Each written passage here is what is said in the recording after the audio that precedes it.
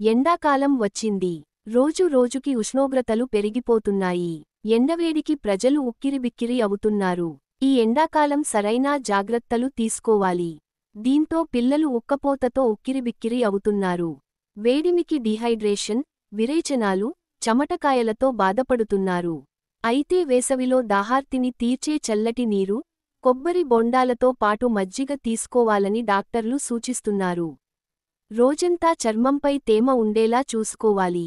ఇందుకోసం వాటర్ కలిసిన మాయిశ్చరైజింగ్ క్రీమును రాసుకోవాలి.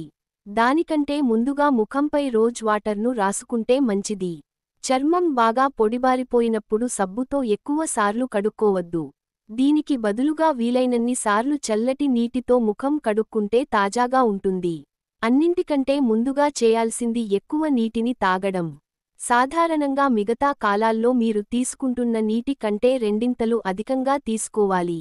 అలాగే కీరదోస, క్యారెట్, బీట్రూట్ లాంటి పచ్చికూరగాయలను కూడా తినవచ్చు. సూర్యుడి నుంచి వెలువడే అతినీలలోహిత కిరణాల వల్ల చర్మంపై ముడతలు ఏర్పడే ప్రమాదం ఉంది.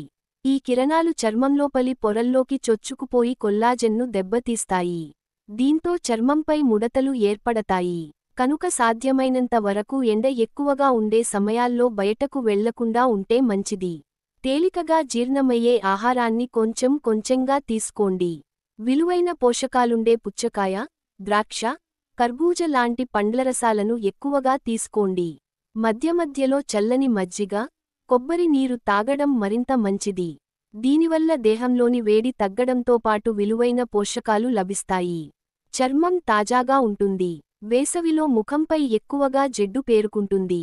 కనుక చల్లటి నీటితో కనీసం 4-5 సార్లైనా కడుక్కోండి. ఎండలోంచి నీడకు వెళ్లిన వెంటనే కాకుండా కొంచెం సేపు ఆగి కడుక్కోండి. ఐస్తో ముఖంపై మర్దన చేసుకుంటే చర్మం మరింత తాజాదనం సంతరించుకుంటుంది. స్క్రబ్బర్లను ఉపయోగించకండి. దానివల్ల చర్మం మరింత పొడిబారుతుంది. వేసవిలో 2 పూటల స్నానం చేయడం మంచిది.